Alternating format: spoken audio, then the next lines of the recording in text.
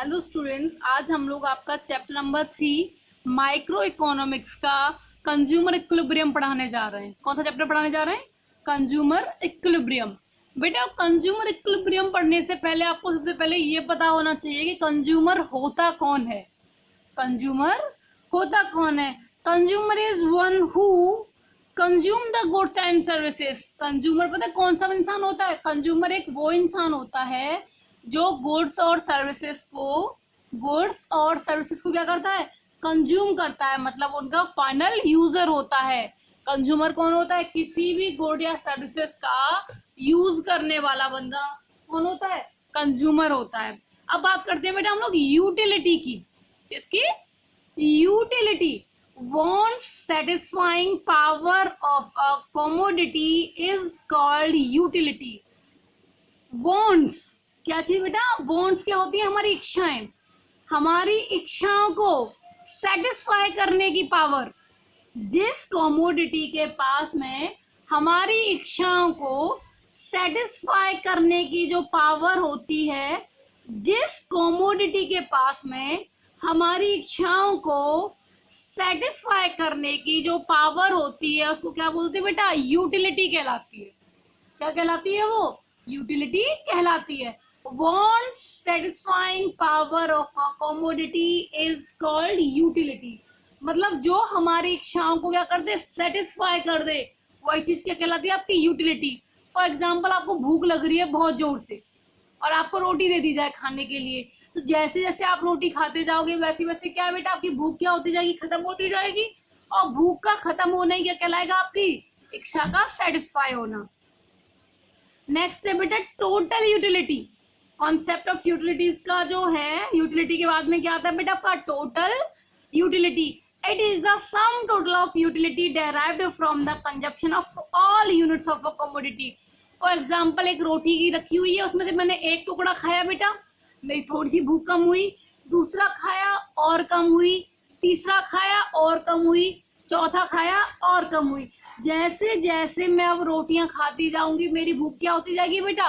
कम होती जाएगी। और जैसे जैसे मेरी भूख कम होती जाएगी, उन सारी यूनिट से मिलने वाले सेटिस्फेक्शन को आप प्लस कर दीजिए, क्या निकल आएगा? आपका टोटल यूटिलिटी निकल आएगा।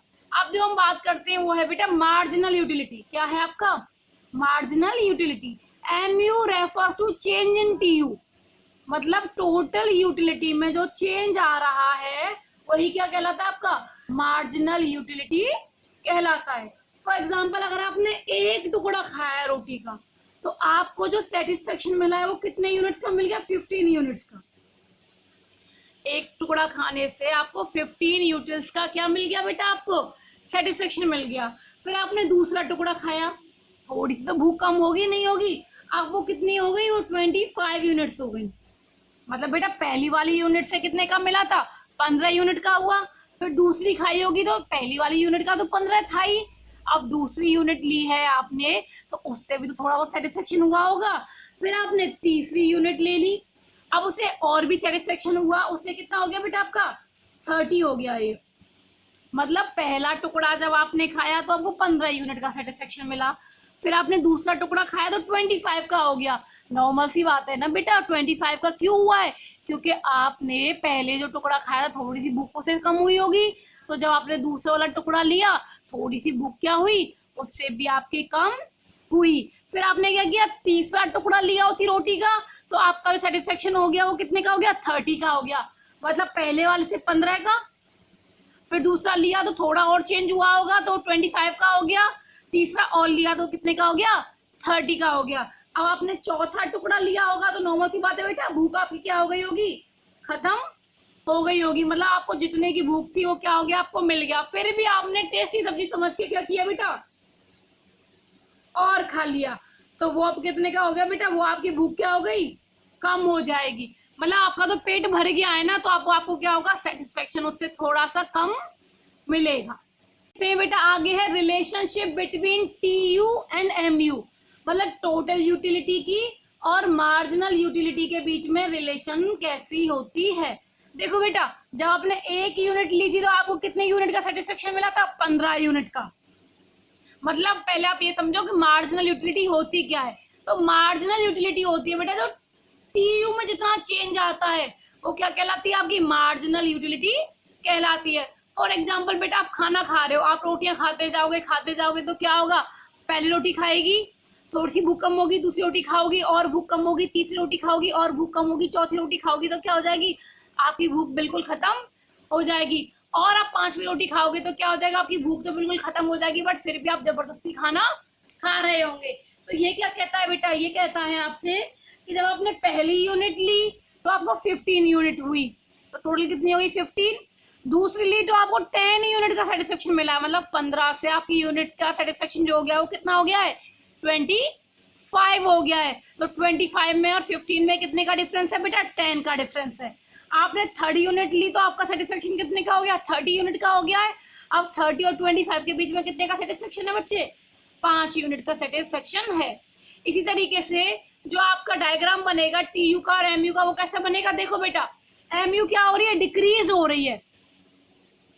आपने रोटियां खाना स्टार्ट किया, आप रोटियां खाते गए हो तो आपकी भूख क्या हुई है बेटा? कम होती चली गई है, एक टाइम पर 0 हो गई है, मतलब भूख आपकी कंप्लीटली क्या हो गई है? मिट गई है। और फिर वो क्या हो गई है? आपकी नेगेटिव हो गई है। क्या हो गई है? ये नेगेटिव हो गई है। अब देखो, व्हेन एमयू डिक्रीज, एमयू क्या है? डिक्रीज हो रही है और पॉजिटिव है। एमयू कैसी है बेटा? घट रही है और पॉजिटिव भी है। तो आपकी टीयू क्या करेगी बेटा? इंक्रीज कर रही होगी। टीयू क्या हो रही होगी? आपकी इंक्रीज हो रही है। फिर आगे क्या है? जैसे ही आपकी टीयू क्या है? हाईएस्ट पॉइंट पर होगी। टीयू कितने पर है बेटा? यहाँ पर हाईएस्ट पर है 30 पर, तो आपका एमयू कितना हो गया है? 0 हो गया है। वहीं पर आपका एमयू कितना हो गया बेटा? ये 0 हो गया है। जैसे ही आपकी जो टीयू है उसने घटना स्टार्ट किया है, डिक्रीज होना स्टार्ट किया है, वैसे ही आपकी एमयू क्या हो गई है बेटा? नेगेटिव हो गई है। इसकी 3 रिलेशन और चौथी रिलेशनशिप क्या कहती है? वो कहती है एमयू इक्वल्स टू क्या होता है आपका? Sigma TU. नहीं, ये होता है आपका TU equals to sigma MU. अगर आपको टोटल यूटिलिटी निकालनी है तो आप क्या कर दो बेटा? एमयू को प्लस करते जाओ, क्या निकल आएगा? आपका टोटल यूटिलिटी निकल आएगी। यहाँ तक कोई प्रॉब्लम? यहाँ से आगे का देखते हैं बेटा। आगे दे रखा है आपको law of diminishing marginal utility. अब बात करते हैं बेटा लॉ ऑफ डीएमयू की। Law of DMU state that as we consume more and more unit of a commodity, marginal utility derived from each successive unit goes on diminishing and then 0 and then negative.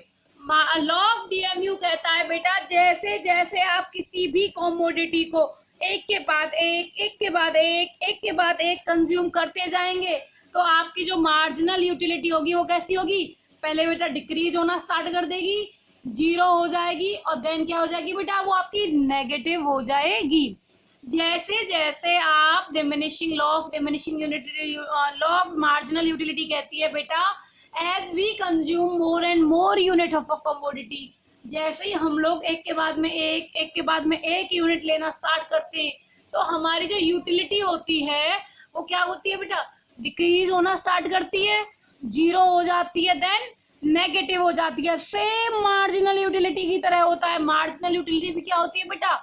Decrease होती है, 0 होती है, then negative हो जाती है। वही same चीज क्या होती है?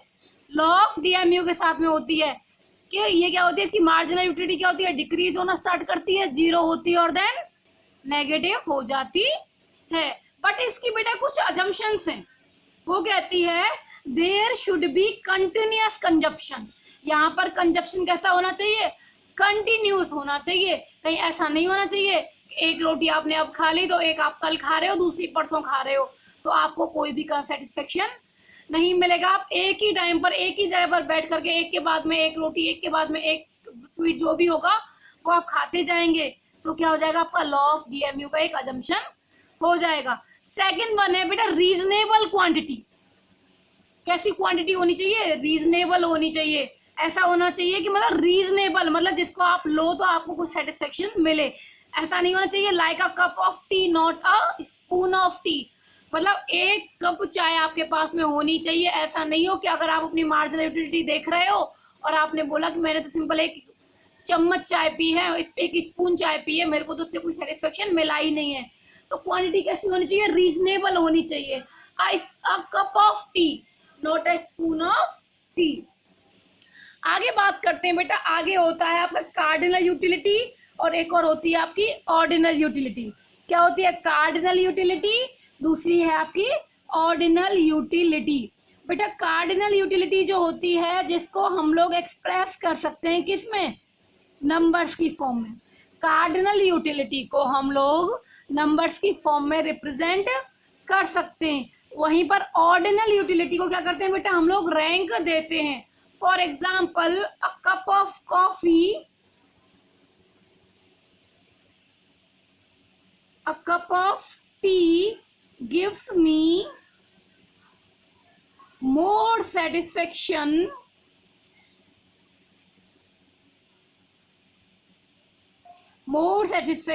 than a cup of coffee। मतलब बेटा यहाँ पर देखो मैंने क्या किया, मैंने आपको ये बताया है कि एक कप चाय जो है ना मुझे ज्यादा सेटिस्फेक्शन देता है किससे? एक कप कॉफी से। मतलब जो कॉफी है उससे मुझे कम सेटिस्फेक्शन मिलता है और चाय से मुझे ज्यादा सेटिस्फेक्शन मिलता है। तो नॉर्मल सी बात क्या है बेटा, अब मैंने यहाँ पर रैंक दे दी, मतलब मैंने चाय को क्या कर दिया? फर्स्ट नंबर की प्रायोरिटी दे दी और कॉफी को मैंने क्या कर दिया? सेकेंड नंबर पर कर दिया। क्या समझ में आया बेटा? आगे एक और चीज है जो मैं आपको नॉर्मली बता रही हूँ, आगे है मोनोटोनिक प्रेफरेंस। मोनोटोनिक प्रेफरेंस क्या कहती है? A rational consumer always prefer those commodity which gives him higher satisfaction. जो एक कंज्यूमर होगा वो कौन सी चीज को सबसे ज्यादा प्रेफर करेगा? जो उसको सबसे ज्यादा सेटिस्फेक्शन देती होगी। फॉर एग्जाम्पल देखो बेटा, एक टेबल है और उसमें बहुत सारी चीजें रखी हुई हैं, आपका मतलब आपकी फेवरेट सारी चीजें रखी हुई हैं। गाजर का हलवा है, रोटी है, पूड़ियां हैं, पराठे हैं, सब्जी है, मिठाई है, खीर है, बहुत सारी चीजें रखी हुई हैं, कॉफी, चॉकलेट वगैरह बहुत सारी चीजें रखी हुई हैं। बट आपका जो सबसे ज्यादा फेवरेट है वो क्या है? आइसक्रीम। तो उस टेबल पर आप सबसे पहले क्या देखोगे? आइसक्रीम को देखोगे। जैसे आपको आइसक्रीम मिल जाएगी तो सबसे पहले आप किसको उठाओगे? आइसक्रीम को लोगे। क्यों? क्योंकि वो क्या है? आपकी फेवरेट है और वो आपको सबसे ज्यादा सेटिस्फेक्शन देती है। बाकी सारी चीजों को आप बाद में देखोगे, सबसे पहले कौन सी चीज को देखोगे? आप आइसक्रीम को देखोगे। तो मोनोटोनिक प्रेफरेंस क्या कहती है?